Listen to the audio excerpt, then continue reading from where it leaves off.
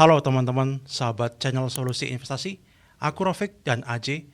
Hari ini kita akan bahas sedikit ya seputar investasi di Indonesia. Tapi ini hanya disclaimer ya, channel ini bukan financial advice. Tapi kita hanya edukasi saja. Kita hanya ingin berbagi berdasarkan pengetahuan, riset, dan pengalaman kami nih ya. Di tengah pesatnya perkembangan teknologi ya, semua pasti banyak anak muda nih yang terkesan lihat YouTuber atau banyak lah yang punya usaha-usaha. Nah tapi pasti penasaran nih, gimana sih kita pengen bisa ada usaha dari muda gitu kan, caranya gimana sih, ya kan? Mungkin pengen usaha makanan atau bikin minuman F&B ya, terus mungkin ada jualan di TikTok Shop atau di Shopee, di Tokopedia. Ada banyak cara buat kita semua untuk punya usaha ya kan di zaman yang serba internet ini. Nah tapi sebelum itu ada beberapa konsep dasar yang perlu kita pahami ya. Yang pertama adalah entry barrier. Kalau dalam bahasa Indonesia disebut hambatan masuk ke pasar ya. Itu apa sih entry barrier? Itu sebenarnya segala rintangan yang dihadapi oleh perusahaan atau individu ya, ketika baru masuki suatu industri atau pasar ya kan. Bisa juga berupa modal atau ada persaingan dengan perusahaan yang lainnya ya kan, ada regulasi juga. Nah contohnya nih, kalau misalkan kita industri makanan ya kan, F&B ini bisa dikatakan entry barrier sangat rendah ya kan, semua orang bisa mulai ya kan.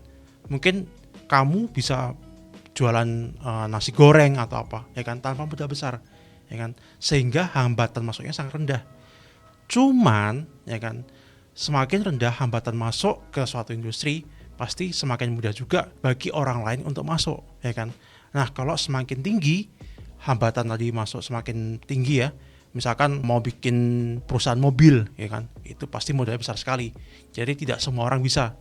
Tapi ya akhirnya semakin sedikit juga yang akan di pasar itu. Yang kedua yang perlu kita pahami adalah resiko. Resiko atau risk adalah potensi kehilangan sesuatu yang berharga. Dalam konteks bisnis, ini bisa berarti kehilangan modal, waktu, bahkan reputasi. Nah, memahami resiko adalah kunci dalam bisnis. Setiap pulang bisnis pasti ada resikonya masing-masing. Ya, bagian dari menjadi seorang entrepreneur yaitu pasti adalah ya kita harus bisa mengidentifikasi, memahami, dan memitigasi resiko tersebut. Di usia muda mungkin kita cenderung berani ya ambil resiko. Itu adalah biasa kalau bahasa YOLO gitu kan, pejalannya aja lah. Nah, tapi kita harus pastikan ya kan, itu adalah resiko yang terhitungkan ya kan, bukan gegabah.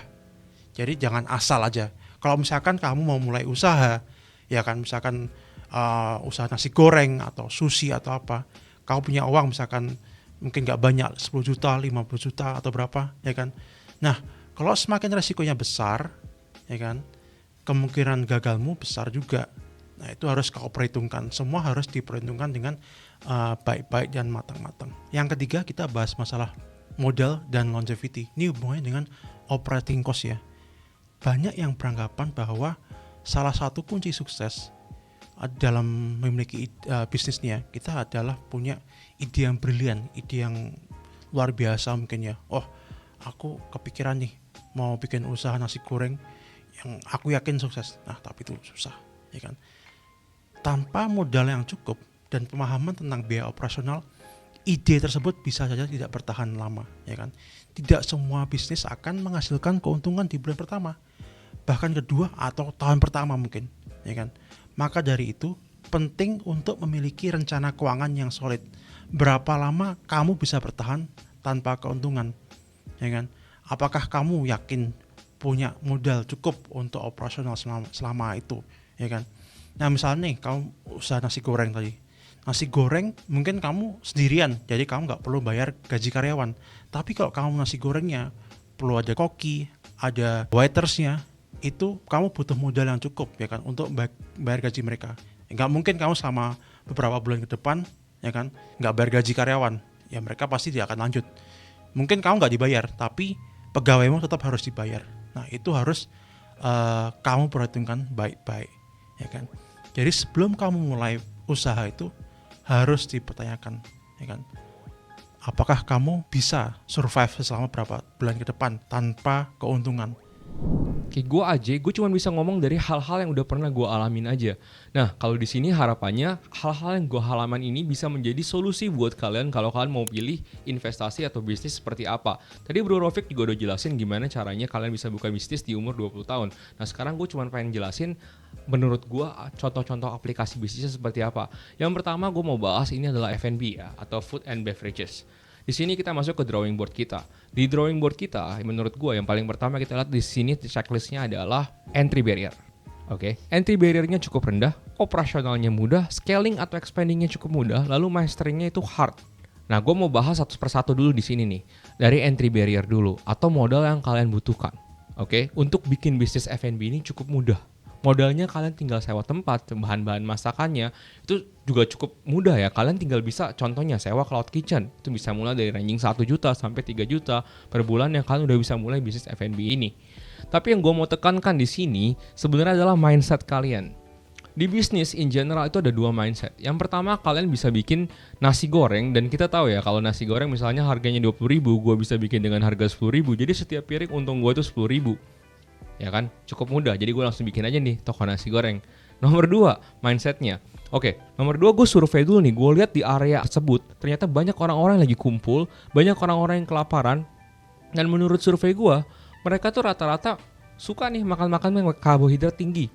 Gue cek harga-harganya juga rata-rata 25 sampai 30 ribu.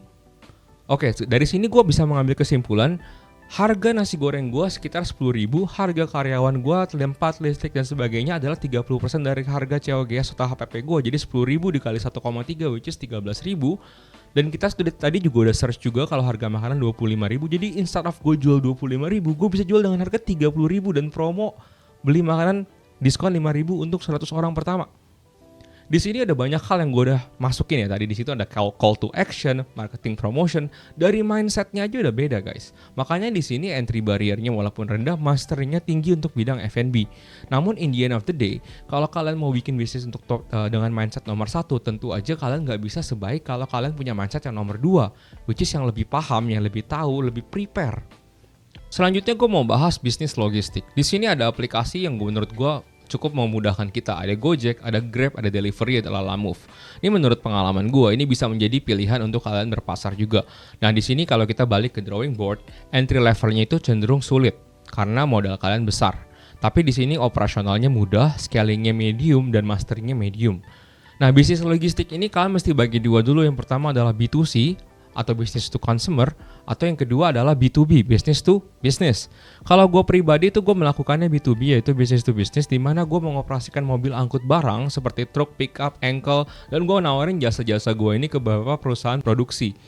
Nah, kalau gue lihat di sini adalah maraknya bisnis online, Tokopedia, Shopee, yang menyebabkan banyak orang tuh bisnisnya bagus, dan jadi mereka butuh gudang, butuh logistik buat gue bantu mereka. Jadi di sini gue masuk sebagai penyedia jasa, penyedia angkutan. Kalau mereka misalnya masuk langsung melalui aplikasi tadi, itu kan lebih mahal dibanding mereka langsung di-link ke gue. Karena kan setiap aplikasi Grab, Gojek, Lalamove, itu mereka punya commission fee, ya kan? Nah untuk potensinya menurut gue bisnis logistik ini besar banget ya. Untuk scaling dan expand ini memang agak sulit karena membutuhkan modal yang lebih besar lagi nih untuk lu ambil mobilnya. Yang terakhir, ini gue mau bahas adalah bisnis tipe middleman atau dropship. Ini bisnis yang menjadi sangat-sangat booming di 10 tahun silam karena memang untuk memulai teman-teman cuma butuh HP dan sosial media. Ya betul. Gue jelasin sedikit dengan cara mudah gimana caranya menggunakan mindset yang kita udah belajar di awal tadi untuk memulai bisnis dan menentukan peluang yang kita bisa lihat. Pertama, kita mesti lihat dulu peluang apa yang kalian ada di depan mata kalian. Misal, gue kasih contoh dulu ya. Tetangga gue nih butuh nih lagi bikin rumah semuanya. Dan dia butuh semen berkualitas terbaik dengan bahan baku yang cukup spesifik.